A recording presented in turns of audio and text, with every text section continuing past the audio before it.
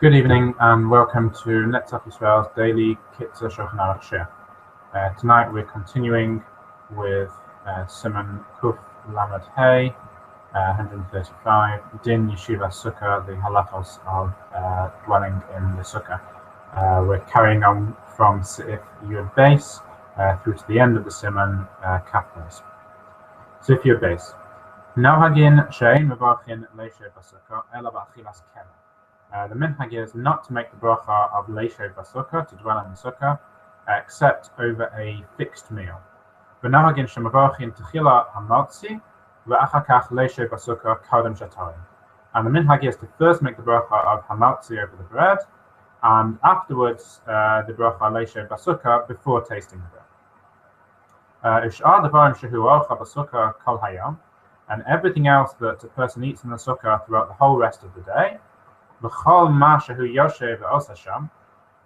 everything that he does whilst he's sitting there, whatever else he does in the sukkah, and even if he goes to sleep there,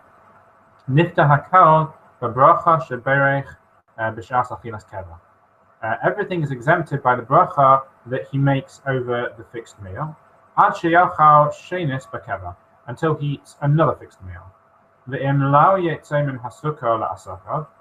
And if he doesn't leave the sukkah to go to attend to his personal business, or to go to shul ben suda la suda, between one meal and another, kivan sheberich pamachas, since he has already made a bracha one time, shuv einat tzorich lavorich besuda shniya she'ochal. He doesn't need to make another bracha over his second meal.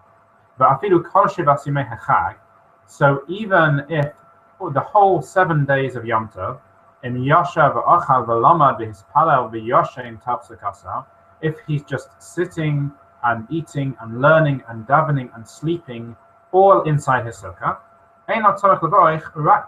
he only needs to make one single bracha. Because he's never taken his attention away from being in the sukkah. And even if he does go out temporarily, but he has in mind to immediately come back to the sukkah, that's not considered as taking his attention away from the sukkah. And then he doesn't need to make another bracha over his second meal. But then, however, if he does go out to tend to his personal business or to go to shul or a similar context, or even if he goes inside his house to do some learning, or to do anything else that causes him to tarry, to delay whilst in the house, and that does count as taking his attention away from the sukkah, and then he does need to make another bracha at his second meal. Sif Yud Gimel. Someone who goes out, even in the middle of his meal, to his friend's sukkah, and he eats there enough, an amount that he would be chayav to eat it in the sukkah, then he needs to make another bracha of leishev in his friend's sukkah. Sif Yud Daled,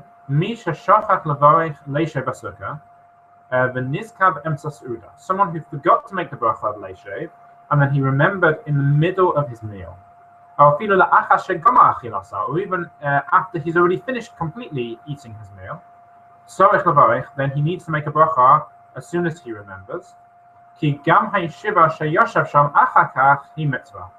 even just sitting there that he does after the meal is also considered a mitzvah. So he can make the bracha of leishev b'sukkah just on the sitting. Sif Tesvav, Noshem Peturas Misukah, women are exempt from the mitzvah of sukkah. V'alpa pikein rashan levarich, and even so they are permitted to make the bracha. Katanim gam kein peturim, children are also exempt. Nevertheless, any child who is 5 years or older, his father has a chiyuv to educate him to eat in the sukkah. Even if his father is not at home, one should not allow the child to eat outside the sukkah, but one should instruct him to still eat in the sukkah. Siftas Zayin, Chala u'Meshamsha Patur Misukkah. A person who is sick, and those people who are attending to him or who are helping him are exempt from the mitzvah of sukkah. Imhu Chala she'ein bo sakana. If he's ill but he's not dangerously ill, ein hameshamshim paturin ela b'shar shehu tzarech lahem. Then the people who are helping him, who are attending him, are only exempt at the time that he needs them. However, in Huchola sheyesh bo sakana, if he's dangerously ill, paturim gam b'shar she'ein tzarech lahem kolkach. Then those people who are attending him are exempt from sukkah even when he doesn't specifically need them. They're exempt all the time. Sif Yud Zayin, mitzvah gam kein poter min hasukkah. One who is distressed, who is uncomfortable in some way, is also exempt from the sukkah. B'shar haleilos, on the rest of the nights, so that's excluding the first night of sukkahs where he does need to sit in the sukkah, or the first 2 nights in Chutz La'aretz. V'chein b'chol hayamim, and similarly on throughout all the days of sukkahs during the daytime, he's also exempt. So it's only the first night or first 2 nights where the distressed person would have to sit in the sukkah, would have to continue sitting in the sukkah. V'hainu she'mitztara mechamas tzina au meruach. And this refers to someone who is distressed because of tzina, it says here due to a swelling, au meruach, or due to wind, the wind is too cold for him, au mereach ra, or because there's a bad smell, or similar things that cause him to be distressed, to be uncomfortable in the sukkah.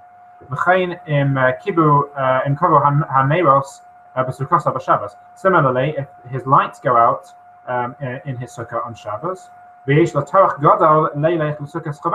it would be too much trouble for him to go to his friend's sukkah, then then he can go inside his house to a place where there are lights lit. But this applies only if he originally built the sukkah properly in the first place.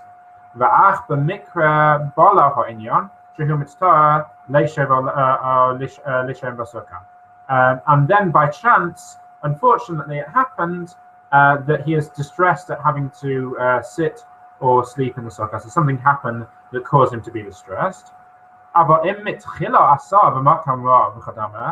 if from the very beginning he originally built it in a bad place, a place where there was going to be a lot of wind, or where there was going to be a bad smell or something else that would be distressing to him,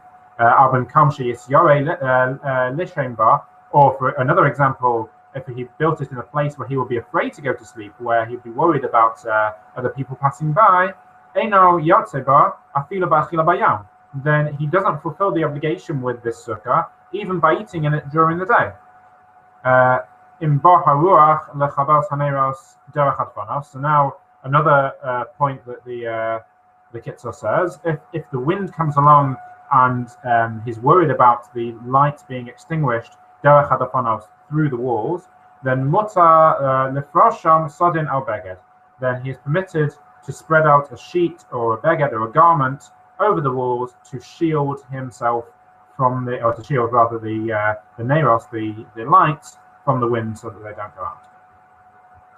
Sif Yud Ches, Halchei Derachim Bayam, Piturim Min Hasukkah Bayam. Those people who are journeying during the day, who have to travel, are exempt from the mitzvah of sukkah during the day. Kivan she'ein lahem shavuz l'torach achasukkah, because they don't have the time to start searching around to try and find a sukkah during the day. Kivan she'tzrichin leilech tekef l'darkam, because they need to keep going on their way straight away. Aval im yocha leishe b'sukkah. However, if they can sit in a sukkah, b'li tarach, without having to have the trouble of searching around, if they come across a sukkah, chayav leishe b'sukkah, then they do have a chayav. They are obliged to sit in the sukkah. Uvalayla kashehu b'malon shehu rotzel olam sham. At night time, if he's staying at a hotel or a lodging house where he wants to sleep, then he does need to go to the trouble of finding a sukkah to sit in. Even if he's in a place that he doesn't have a sukkah, then if he's able to make a sukkah with a small amount by spending a small amount of money, then he's obligated to try and make sure that he will have a sukkah to sleep in. Now, if he's traveling also at night time, then he has the same halacha as one who's traveling by day. Now,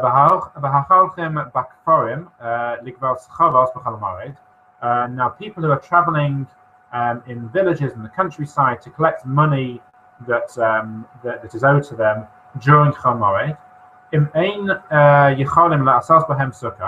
if they are unable to make a sukkah there, then they have to be machmir, they have to be strict on themselves to come back to their homes every night, the kaya mitzvah sukkah, to fulfill the mitzvah of eating and sleeping in the sukkah.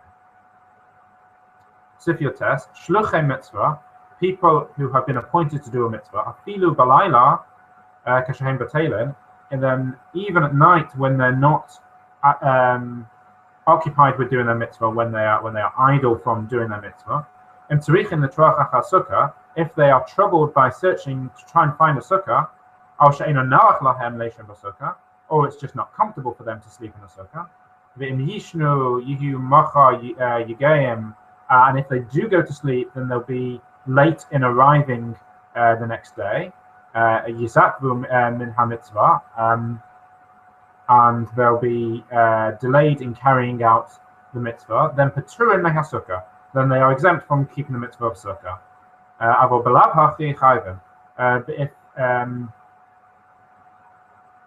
But if they are able to, if it is convenient for them to sleep in the sukkah and it's not difficult for them to find a sukkah, then they are chayav to do so. Sifka, Shomer ganas ufardesim usvua v'chayatzebel.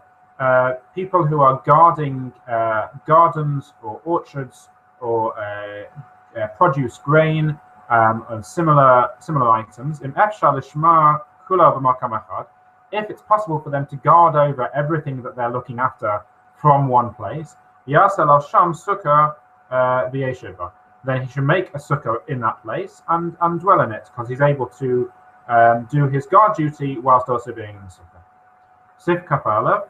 Yayin Yehudi or Nochri, someone who has wine stored with a non-Jew, Peturin min ha-sukkah.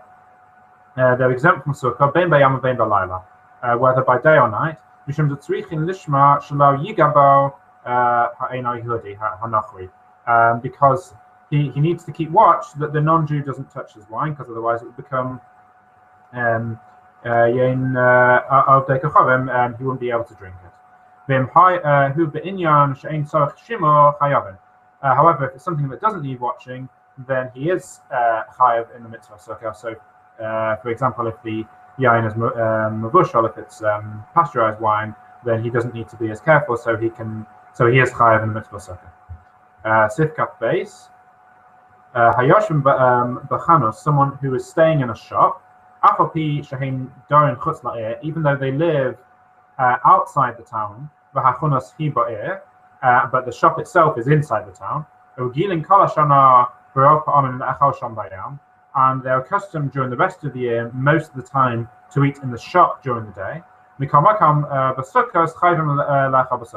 Nevertheless, during the Chag, during Yom Tov, they're obligated to eat in a sukkah itself. Thank you. Good night.